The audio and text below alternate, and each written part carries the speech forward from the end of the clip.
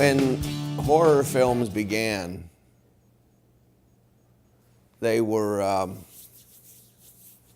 very different than they are today. If we think of the horror films of the 20s and 30s and 40s, they were films about odd, strange beings that were ambiguously human, or that were striving to be human, or which some mad professor or doctor was attempting to bring to human life and to realize human existence as a kind of second God. And that's the story in part of Frankenstein. And if we think of those monsters, I think of three of them that started in the 30s and existed till the 50s or later. There are many versions of Frankenstein even in the 80s and 90s. But when I think of those characters, Frankenstein could say in The Bride of Frankenstein, "I am a man. I am a man," with his stitched head and his big giant frame and his ponderous motions. He was striving in those first two Whale films. Whale was the director of the original Frankenstein movie. He was striving to be a person like those around him, or at least vaguely striving in that direction. He was a kind of primitive being. He was afraid of fire and water. He was afraid of the old quaternion, earth, air, fire, and water. He was like he was being made out of the substance of the earth as the new man, the new Adam. Okay, and he was uncertain about his relation to the elements. So, fire, bad. He didn't understand his relation to the entire created order. He was a mystery to himself, and of course he was a disconcerting monster to others. Now, in the drama of Frankenstein, you've probably seen some version of it. The townsfolk revolt because he's so disgusting and dangerous.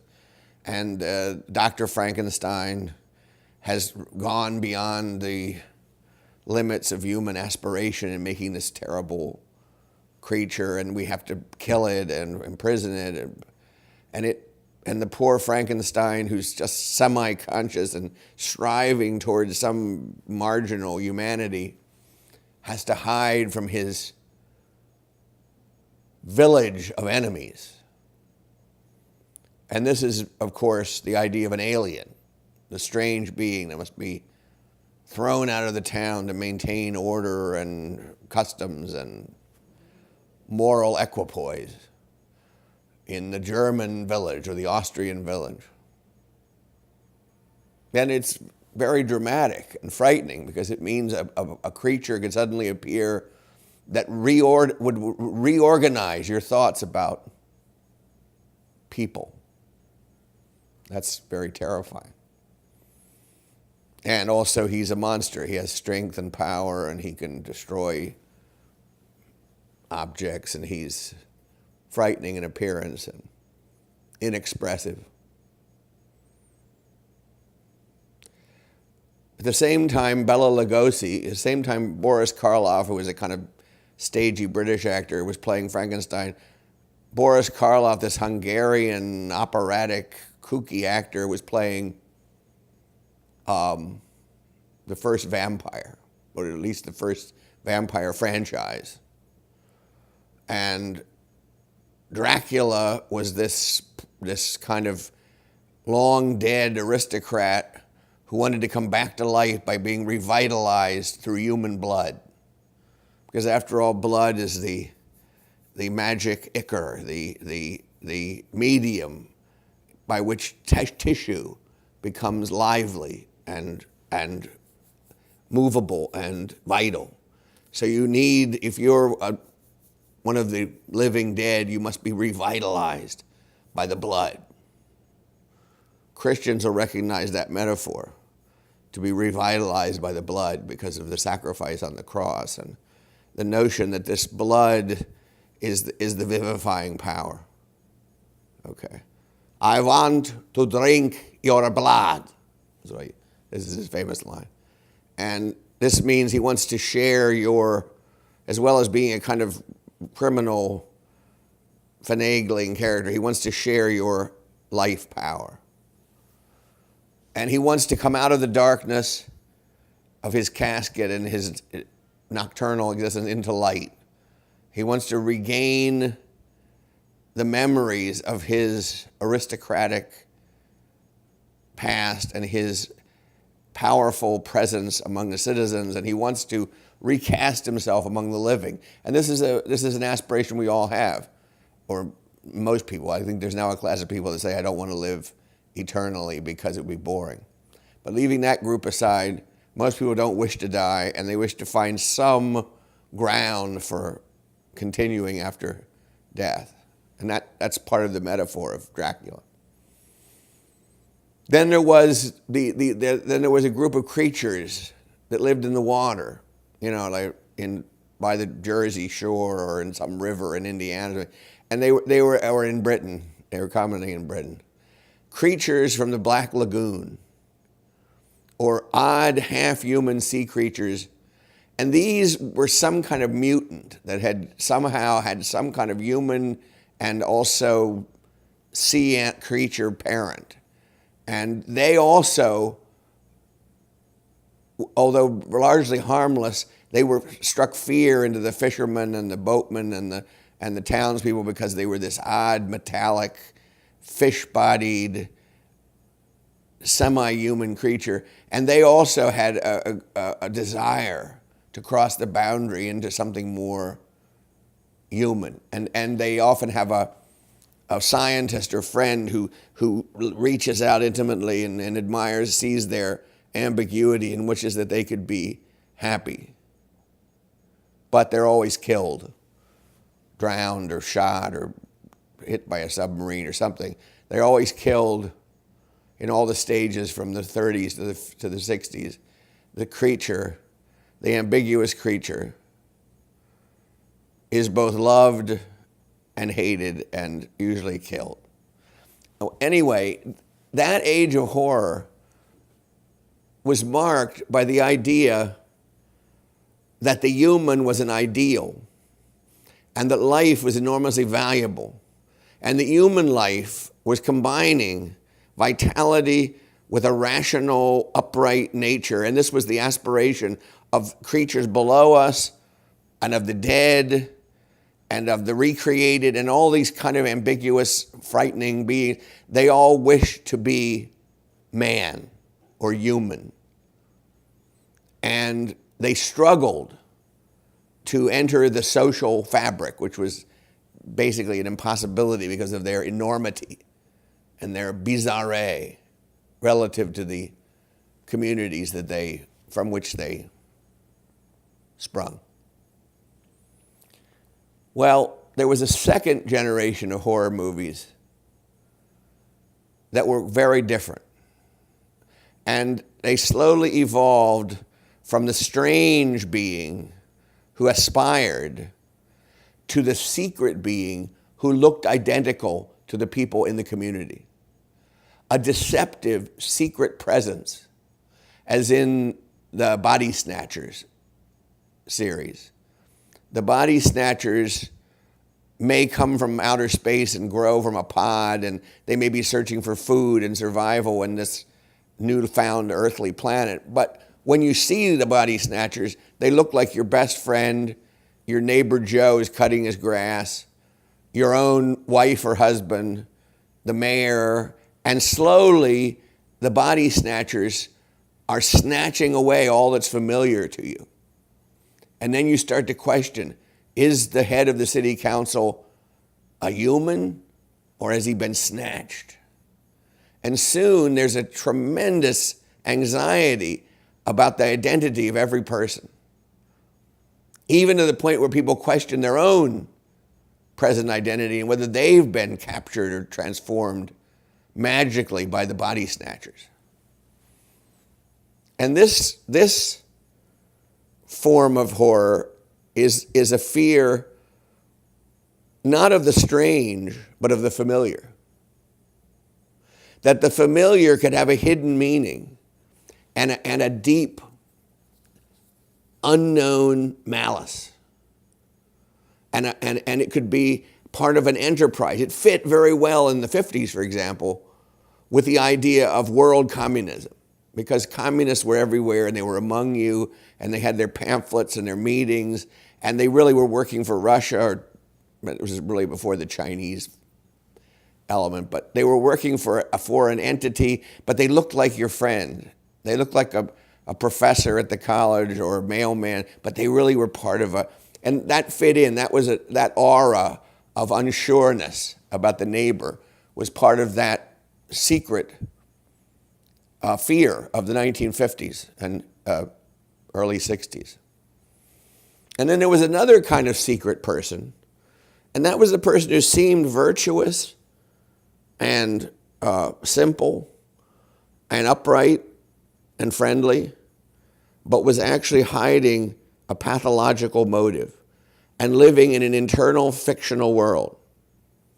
Hitchcock took this up brilliantly in Psycho, because Psycho is really two kinds of stories intertwined.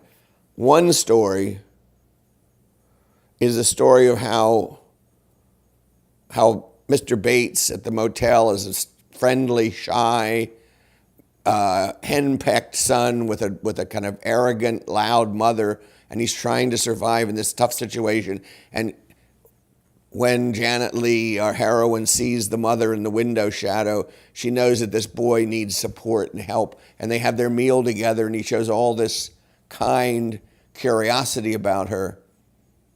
And she doesn't know that this is all a fictional world created by his pathology, that the mother has long been mummified and is sitting in a chair, dead, helpless, and that he himself is conjuring up a device, an elaborate plot of murder. And that plot is laid over a plot in which Janet Leigh, the ingenue, the beautiful woman, has stolen money from her company for ambiguous reasons and is now fleeing from Los Angeles to the countryside in order to hide. But as it turns out, she can't hide from in the Bates Motel because it's a place of secret, unexpected dangers. And in the shower scene, her intimate, solitary life is exposed to the powers of pathology, and it's simultaneously a revelation of his pathology and her guilt, a kind of repayment for her robbery, a kind of instant payment for the hamartia, the sacred sin or error. And so it's a kind of revenging fate coming upon her. And the shower represents a kind of world that seems intimate and protected. And Hitchcock strips us away, and there's a kind of humiliating revelation at that moment. It's terrifying to this day, with the blood circling in the circle of the shower as the waters circle and her life recedes from her body. And finally, after the camera goes 360 degrees, you just see her eye, the circle of her eye, with her head hanging now dead over the edge of the bathtub. Well, these secret worlds expanded. Sometimes they were pathological, sometimes they were mysterious, cultish, and there were so many versions in the 50s, the 60s, and into the 70s. There were so many versions of secret dangers. You could endlessly reiterate it. But that wasn't the end of the evolution of the horror film. And before I go on to talk about this last third type, which dominated from the mid-90s down to the present time, before I go into that, let me say that all the original forms the Frankenstein vampire creature, the deep, these all remain. Because once a form, an archetype is created, it remains and can be recreated and reestablished under new terms in later times. So it's not as if they appeared and then disappeared. No, the earliest form and then the secondary form are now permanent parts of the horror repertoire. They're now part of what we understand and expect as possibilities of horror. But something new came in, something that makes us shudder and fear in a new way. And those are represented in my mind most particularly by the Hostel and Saw franchises. I say franchise because they're series that have made huge amounts of money and can easily be reproduced with new circumstances, a very strict formula. The first time I ever saw a film of this new kind of terror, this new kind of horror, was a film called Don't Go Into the House, a film which I hope no one who's watching this, if anyone is watching it, ever watches. Don't even contemplate watching that film. Don't even consider it. It is not only not worth your time, but whoever created it originally should be shunned from mankind. And okay, but my old friend Cliff Glidden, who is a great aficionado of horror, talked me into going to it. Well, it was something I could have never predicted before I went to the film, and it was something I'll never forget. I still have flashback, horrible thoughts of it. Things that, okay, I'll tell you the premise of the film. A psychopathological type, an evil being, although he's very passive and friendly and kind of indifferent, woos lovely ladies into his house.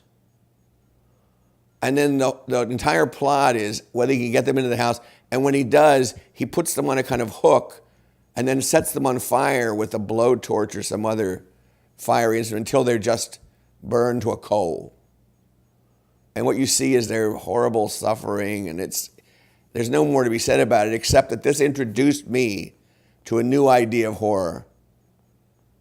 No longer monsters aspiring to humanity, no longer secrets trapped in society where we didn't understand our neighbor, but now a private territory of power and lust, which can only be fulfilled by the desecration, humiliation, and torture of the human body. And this is a kind of heightened game which cannot be fulfilled by any other action when we think of the protagonists of the films. So many of you have seen a Saw film, there's 5 of them or whatever, or a Hostel film. And the thesis here is you can go to Eastern Europe and you can pay a high fee if you're a wealthy Westerner, American, or British, and you can go and you can take a body, a living person, and do with them as you will. A terrible, disgusting, perverse thesis. Now, everybody who sees these films will recognize that they're an extension and an analogy of pornography. And it's said very commonly now that pornography itself has become more violent, impersonal, more oriented toward rape and other acts which are criminal than just mere sensuality, as in the primitive days of pornography, the 50s and 60s.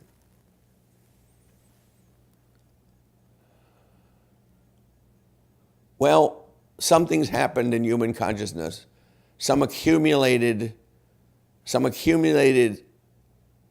sense of inhumanity has happened, where the human body can now be watched as a suffering toy for this unregenerate class of pleasure seekers, because they seek power and pleasure through the desecration and torture of the human body.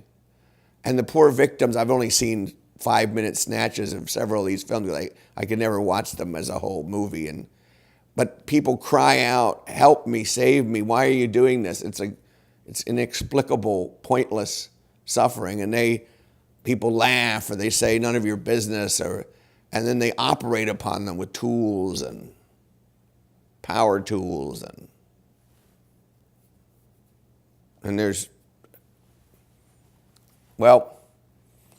so where did we go in this arc?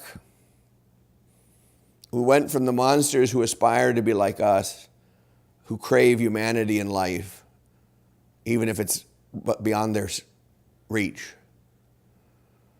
to a fear of the mysteries of the neighbor and of the secrets of everyday life, that there is evil in everyday life. That's a not too well-kept secret. To some new abomination in which it's not about life, liberty, aspiration, social order. It's not about any of these things which in themselves are good and which can be destroyed by a certain kind of pathology or a certain kind of, alien presence. No, it's beyond that. It's that we now can see ourselves as a soulless, mindless, pleasure-seeking body acting upon another soulless, mindless body. Pure objectification. No feminist could ever exaggerate the degree to which these films prove we have now objectified ourselves as animal, mechanical beings who aspire to nothing but a blankness, an inhumanity, a depth of pointless eros, which cannot be distinguished from death. We've reached a place in the memory of those days of the camps and of all the gratuitous tortures and dismemberments that the human species has done to itself. Now it's a form of franchised entertainment. And as pornography made the sexual body into property, now the living body as a whole will be made into a property so inhuman, so dehumanized, that it is treated like mere matter, without will, without intelligence, without interest, without liberty, without any sense of self. And when you've gotten there, there's nowhere lower you can go. There's nothing beneath it. It's the true demonic emptying out of the human. It's the worst nightmare of materialism. Rather than a cry of aspiration to humanity or a cry for social order against dangers, no. Now it's a cry from deep in the core of the human suffering, helpless being, a blood-curdling cry for help that is not present, a terrible sound which no one should ever wish to hear.